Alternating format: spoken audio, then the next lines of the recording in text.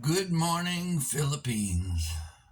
Well, this will be the last one for today. Um, but I wanted to talk to you about the importance of solitude for men. From biblical times, you'll see that both Jesus and Moses, all the great prophets and philosophers, spent time in the wilderness to clarify their thoughts, to be clear with their God, to understand their place in the universe. In this world of madness, with constant bombardment and sensitization of the senses through the internet, typically right now, or TV or drama, video games, and just the regime that we've set ourselves up in the last couple of centuries. Don't forget that before the Industrial Revolution, there was no such thing as a 5 o'clock shadow or a morning cup of coffee.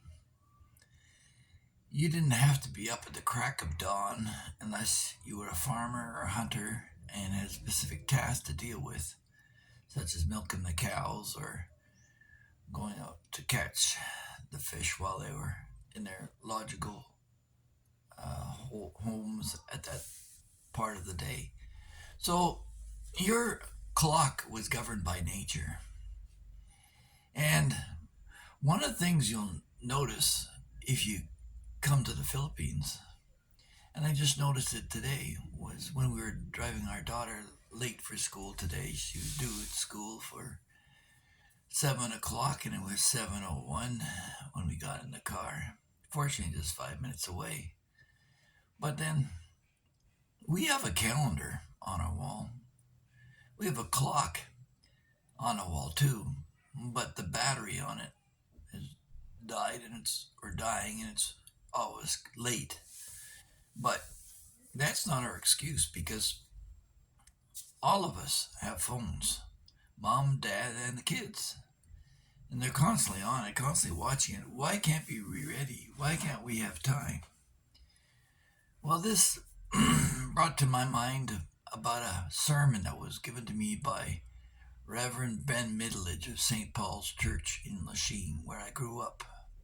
And I was a choir boy and did the Bible studies there. At one time, my mother had the illusion that one of her sons could be a priest, not a Catholic priest, but an Anglican priest. And my brother, prior to his demise, read his Bible every day and was following that course. But yeah, so Father Ben, he would bring out a big wastebasket and he'd say that basically this is the contents of your soul and your mind and who you are as a person.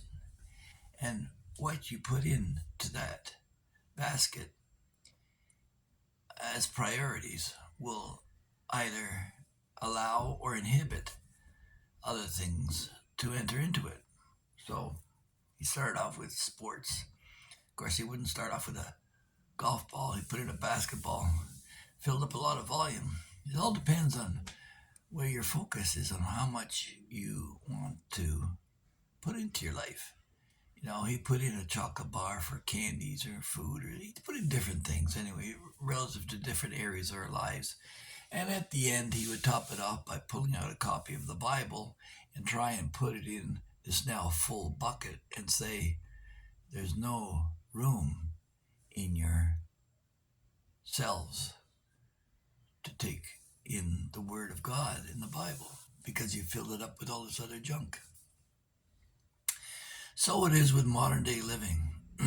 And I remember one time, again, years ago, we were driving to New Brunswick from Montreal, and Dad loaded us all in the car, and it could have been a 1 day drive quite easily, but he took 2 days, did the coastal route, viewed some museums and some churches, and actually we ended up in Saint Anne de la Pocatière on the way halfway up there, where there was a wedding being held, and we were at the hotel where it was being held, and we're invited to this lovely French Catholic wedding. And at the outset, I said, "Come on, Dad, let's go. We're gonna go see our cousins. Let's go. I wanted to get there." And he reminded me. He said, "Son, it's not the destination that counts. It's the trip." And that's what a lot of us have to remind ourselves is when you get impatient with children for not being or thinking like adults and lose your temper, you got to just slow down a minute and think about their children. Let them enjoy their trip to adulthood. Let them be children. Don't be filling their heads full of garbage about transsexual operations and things like that. They don't really need to even know anything about sex until they become sexually active. But we force all this stuff on them. And now what's happened is when I went to the store as a kid, the Playboys would be wrapped up in plain wrappers in the back and be in the pharmacy, and you'd have to make a request. And condoms and ladies' tampons and private things like the FDS, which we always joke was for the snatch. That kind of crap, we didn't see that. We didn't see, do you suffer from heavy menstruation every month, girls? Try this drug. Or, you know, do you suffer from erectile dysfunction? Do our children need to hear that shit? Oh, you may say, "Oh no, don't be protecting them from that. That's just real life." Yeah, but on the other hand, every time there's a crime scene, we blur out the images, or we can't show an image on TV of them castrating pigs, or how real life and death issues come across every day. Unless it's of some genital nature, we try and block all this stuff up from our children. And why shouldn't we do the same?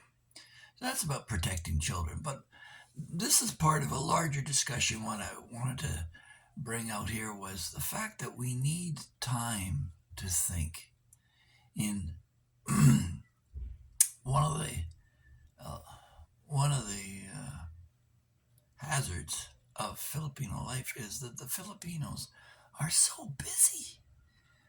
They're so busy they can't get anything done, and that's what happens. And as soon as they do get something done, it seems like Mother Nature will knock them down either with a typhoon or an earthquake or a volcano. Something always seems to come up. But yeah, and coupled with that, I've commented on this before.